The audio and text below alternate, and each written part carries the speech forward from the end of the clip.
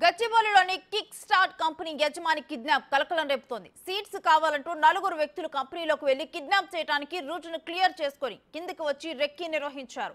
అప్పుడే ఆఫీస్ ముగించుకొని ఇంటికి వెళ్తున్న సాయి గుప్తా, సతీష్ రెడ్డి వెళ్తున్న కారును ఢీకొట్టి ఎస్ఓటీ పోలీసులమంటూ డబ్బులు చెల్లించాలని డిమాండ్ చేశారు. ఆ తర్వాత కారు ఎక్కండని బలవంతంగా తీసుకువెళ్లారు. సాయి కుటుంబం సభ్యులు పోలీస్ స్టేషన్లో ఫిర్యాదు చేయడంతో కిడ్నాప్ విషయం వెలుగులోకి వచ్చింది. కిడ్నాప్ కి గురైన సతీష్ రెడ్డితో మా ప్రతినిధి Sujatha Reddy face to face. లోని కిక్ స్టార్ట్ కంపెనీ యజమాని అయినటువంటి సాయి గుప్తా మీద, అదేవిధంగా అందులో పనిచేస్తున్నటువంటి సేల్స్ మేనేజర్ అయినటువంటి సతీష్ రెడ్డిని శుక్రవారం రోజు కిడ్నాప్ చేశారు కొంతమంది. అసలు ఎవరు కిడ్నాప్ చేశారు ఏంటి అనేది అడుగుదాం. ప్రస్తుతం మనతో పాటు సతీష్ రెడ్డి ఉన్నారు. చెప్పండి, అసలు ఏంటి మీకు మిమ్మల్ని కిడ్నాప్ చేయాల్సినటువంటి అవసరం ఎవరికి ఉంది, ఏం జరిగింది అసలు? మ్యామ్, ఇది యాక్చువల్గా వీళ్ళు ఎవరైతే గౌతమ్ భవీర్ శెట్టిను సాయి ఉన్నారో వాళ్ళు అంటే రిలేషన్సే. సో వీళ్ళకి ఏంటి అని అంటే ఇంతకుముందు వీళ్ళు ఫైనాన్స్ నడిపించుకున్నారు. సో అందులో ఒక 3 lakhs to 4 lakhs అమౌంట్ అనేది డిస్ప్యూట్ అమౌంట్ కింద వీళ్ళు ఎప్పటి నుంచో వాళ్ళు మాట్లాడుకుని అది కూర్చొని సెటిల్ చేసుకోండి అనుకునే టైంకి సెటిల్ చేసుకుందాం అని చెప్పి అనుకున్నారు కూర్చొని. అది అంటే అసలు ఆ డిస్ప్యూట్ అమౌంట్ ఏంటి, ఎందుకు వచ్చింది ఏంటి అనేది వాళ్ళకి ఇంకా క్లారిటీ లేదు. సో సాయి గుప్తా వర్షన్ ఏముంది అని అంటే, నేను ఆల్రెడీ పే చేశాను, డిస్ప్యూట్ అమౌంట్ అనేది ఏమీ లేదు, ఎక్స్ట్రాలో పే చేశాను, దాదాపు 7% అనేది నేను ఎక్స్ట్రాలో పే చేశాను, నాకు ఆ అమౌంట్ అనేది మీరు మమ్మల్ని ఎందుకు ఫోర్స్ చేస్తున్నారు అని చెప్పేసి వాళ్ళు అడుగుతున్నారు. అడిగిన తర్వాత ఒక 1.5 month బ్యాక్ వచ్చేసి ఆల్రెడీ సాయి గుప్తా మీద కంపెనీ కింద అటాక్ చేశారండి. అప్పుడే అటాక్ చేశారు. ఆ కేసు ఆల్రెడీ పిఎస్లో నోట్ చేశాము. నోట్ చేసిన తర్వాత ఎఫ్ఐఆర్ నోట్ అయింది. ఆ టైంలో వీళ్ళు అంటే వాళ్ళ అత్తగారి ఇంటికి పీలేరుకి వెళ్ళిపోయారు. వీళ్ళు ప్రాణహాని ఉంది అని చెప్పి అక్కడి నుంచి పెట్టారు. పెట్టిన తర్వాత సరే ఎఫ్ఐఆర్ నోట్ అయింది కదా, కేసు రిజిస్టర్ అయింది అని చెప్పేసి మళ్ళీ కంపెనీలో వాళ్ళ పార్ట్నర్స్ ఉన్నారు వేరే, ఓంకార్ అని చెప్పేసి, మోహన్ అనేసి, వాళ్ళు కూడా గౌతమ్తో చేతులు కలిపేసి సాయి ఎక్కడున్నాడు ఏంటి అనేది ఇన్ఫర్మేషన్ ఇవ్వడం మొదలుపెట్టారు. సరే అని చెప్పి కంపెనీ మేము ఇట్లా గౌతమ్ పేరు మీదకి రాయించాలా అని చెప్పి చాలా బాగా ట్రై చేశారనమాట ఆ మూమెంట్లో. సరే అని చెప్పి కంపెనీ ఎక్కడ చేజారిపోతుంది అని చెప్పి మళ్ళీ కంపెనీ లాస్లోకి వెళ్తుంది అని చెప్పేసి మళ్ళీ కంపెనీ రన్ చేయడానికి సాయి వచ్చిండు. వచ్చిన తర్వాత వేరే ఇంకొక ఆయనతోని కంపెనీలో షేర్, ఓంకార్ అండ్ మోహన్ వాళ్ళ షేర్ కొనిపించేసి, నాకు ఈ డిస్ప్యూట్స్ వద్దు, ఇలాగా నేను టేక్ ఓవర్ చేసుకుంటా అని చెప్పేసి అనుకున్న తర్వాత నెక్స్ట్ ఫోన్లు వస్తున్నాయి. ఏంది ఇట్లా నువ్వు డబ్బులు ఎప్పుడు ఇస్తావు ఏంటి, ఆ బెదిరింపు కాళ్ళు వస్తూనే ఉన్నాయి. సరే అని చెప్పేసి మేము ఆల్రెడీ మధ్యలో ఒకసారి ఎస్ఐ గారిని కలిసి చెప్పడం జరిగింది అనమాట. ఇట్లా కంపెనీకి ఫోన్లు వస్తున్నాయండి, ఇట్లా బెదిరిస్తున్నారు ఏంటి అని అంటే, నేను చూస్తానమ్మా, నేను మాట్లాడతాను అని చెప్పేసి ఎస్ఐ గారు అప్పుడు హామీ ఇవ్వడం జరిగింది. అంటే ఆ రోజు మీరు అసలుకి కంపెనీలో దగ్గరికి ఎవరెవరు వచ్చారు, అసలు ఏం చెప్పారు, మిమ్మల్ని ఎలా కిడ్నాప్ చేశారు, అసలు గౌతమ్ వెల్సెట్టికి సంబంధించి అసలు ఏంటి ప్లాన్ ఏంటి? వాళ్ళు యాక్చువల్గా కంపెనీకి వీళ్ళు ప్లాన్ అనేది కేఎఫ్సి దగ్గర ఎక్కడో వేసుకున్నారండి. మొత్తం ప్లాన్ మన సౌత్ ఇండియా బ్యాంక్ దగ్గర కేపీహెచ్బిలో కేఎఫ్సిలో వేసుకొని అంటే మా కంపెనీకి కాల్ చేశారు, మాకు 7 seats కావాలా, మేము ఎల్లుండే మీకు పేమెంట్ చేసి మేము 7 seats ఆక్యుపై చేసుకుంటాం కంపెనీలో అని చెప్పేసి. కిక్ స్టార్ట్ అనేది ఒక కోవర్కింగ్ కంపెనీ. సో అందులో మేము సీట్స్ అనేది మేము సేల్ చేస్తూ ఉంటాం అన్నట్టు, ఇన్ని సీట్స్ అని చెప్పేసి. సో 7 seats కావాలా అని చెప్పేసి వాళ్ళు అలా అప్రోచ్ అయ్యారు మా దగ్గరికి. అప్రోచ్ అయ్యి లోపలికి వచ్చి కంపెనీ చూశారు, మొత్తం అంతా చూసి కింద రెక్కీ పెట్టుకున్నారు, ఏంటి ఎలా ఉంటుంది ఏంటి అని చెప్పేసి. సరేనా 8 o'clock ఆ టైంకి మేము రిటర్న్ ఇంటికి వెళ్దాం అనేసి ఇంటికి వెళ్ళాము. ఇంటికి వెళ్తుంటే మనకి ఆర్టీఏ ఆఫీస్ నుంచి మీకు ఇటు హిందూ సైడ్ వెళ్ళే రూట్ దగ్గర హఫీస్పేట్ రైల్వే ట్రాక్ దగ్గర వాళ్ళు మా బండిని గుద్దడం జరిగింది. ఇది వెనక నుంచి గుద్దారు బండిని. సరే ఏంటి ఇలా గుద్దారు అని చెప్పేసి మేము ఆపి అడిగే వరకు, మేము ఎస్ఓటీ వాళ్ళము, మేము మిమ్మల్ని పట్టుకుందామని వచ్చాము, మీరు మనీ ఇవ్వాలి కదా ఒకరికి అని చెప్పేసి మేమన్నాం. ఎస్ఓటీ అయితే స్టేషన్కి వెళ్ళి మాట్లాడుకుందాం, ఇక్కడ కాదు అని అంటే, రేపు పొద్దున మాట్లాడతాం, లేకపోతే ఇప్పుడు స్టేషన్కి వెళ్దాం పదండి అని చెప్పి బండి ఎక్కే వరకు బండిలో మళ్ళీ వెనకాలకి ఎక్కేసి మా ఫోన్లు అన్నీ లాగేసుకొని మమ్మల్ని మెడలు పట్టుకొని బయటికి గుంజి మళ్ళీ వాళ్ళ ఫార్చునర్లో వచ్చారు. వాళ్ళు ఫార్చునర్లోకి మమ్మల్ని లోపల దోస్తారు. మేము చెప్పాం, మేము ఎస్ఓటీ అన్నారు, మీరు చాలా రఫ్గా బిహేవ్ చేస్తున్నారంటే కత్తులు పెట్టి లోపల దోస్తారు మమ్మల్ని. ఎక్కండి మీరు ముందు బండి అని చెప్పేసి. మాకు అప్పుడు అర్థమైంది వాళ్ళు ఎస్ఓటీ వాళ్ళు కాదు, వీళ్ళు ఎవరో వేరే. చెప్పడం మాత్రం ఫస్ట్ మాకు ఎస్ఓటీ పోలీస్ అని చెప్పారు. అక్కడి నుంచి మమ్మల్ని సమ్వేర్ అరౌండ్ 9 o'clock లోపలనే మమ్మల్ని జగద్గిరిగుట్ట ఒక నిర్మానుష్యమైన ప్రదేశానికి తీసుకొని వెళ్ళి అక్కడ లోపలికి తీసుకొని వెళ్ళారు. చాలా లోపలికి తీసుకొని వెళ్ళి నన్ను కొట్టారు. తర్వాత సాయి గుప్తాని కొంచెం దూరం పెట్టారు. దూరంగా ఉంచేసి సాయి గుప్తాని వీళ్ళు రౌడీ షీటర్ అంటే ఒక 14 మంది, అంటే మేము ఫస్ట్ మా దగ్గరికి వచ్చింది కిడ్నాప్ చేయడానికి వచ్చింది 14 మంది అండి. లోపల వచ్చేసి దాదాపు 20 నుంచి 25 మంది వరకు ఉన్నారు.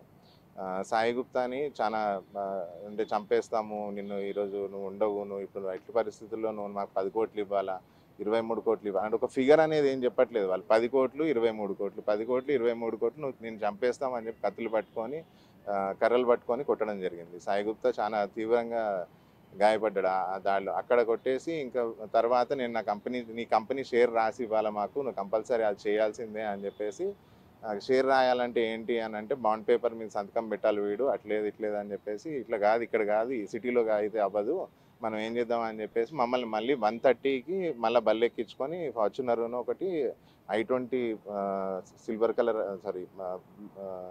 మెటాలిక్ బ్లూ కలర్ I20లో తీసుకొని వెళ్ళి అక్కడ వికారాబాద్ ఒక ఫామ్ హౌస్ తీసుకొని వెళ్ళారు. ఫామ్ హౌస్ తీసుకొని వెళ్ళి మళ్ళీ అక్కడ కూడా కొట్టడం మొదలుపెట్టారు సాయి గుప్తాని.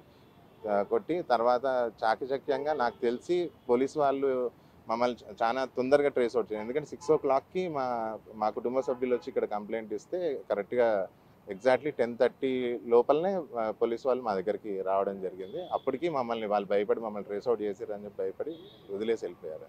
అంటే ఇప్పుడు మీ కంపెనీకి వచ్చినటువంటి వాళ్ళు ఎవరు ఏంటి అనేది మీకు తెలుసా? అసలు ఎప్పుడైనా వాళ్ళని మీరు చూసారా? లేదండి, ఎవరిని చూడలేదు. వాళ్ళు ఎవరు మాకు తెలియదు. ఎవరు మా కంపెనీలోకి వచ్చిన వాళ్ళు అయితే ఎవరు తెలియదు. అన్నీ అన్నోన్ ఫేసెస్. ఈరోజు వరకు వాళ్ళని ఎప్పుడు చూడలేదు. అంటే ఇప్పుడు అటు గౌతమ్ వెరిశెట్టి ఏం చెప్తున్నారు? వాళ్ళ నుంచి మీకు ఏమైనా ప్రాణహాని ఉందా? పోలీసులకు ఏం చెప్తున్నారు? మేమైతే పోలీసు వాళ్ళని అదే అడుగుతున్నామని, మాకు ఇంకా ప్రాణహాని అయితే ఉన్నది. అంటే సాయి గుప్తాకి అయితే చాలా ఎక్కువ ఉంది. సో కొంచెం వాళ్ళు చేసే డ్యూటీ వాళ్ళు చేస్తున్నారు, బట్ ఇంకా తొందరగా కన్వే కల్ప్రిట్స్ని పట్టుకుంటే చాలా బాగుంటుంది అనేసి.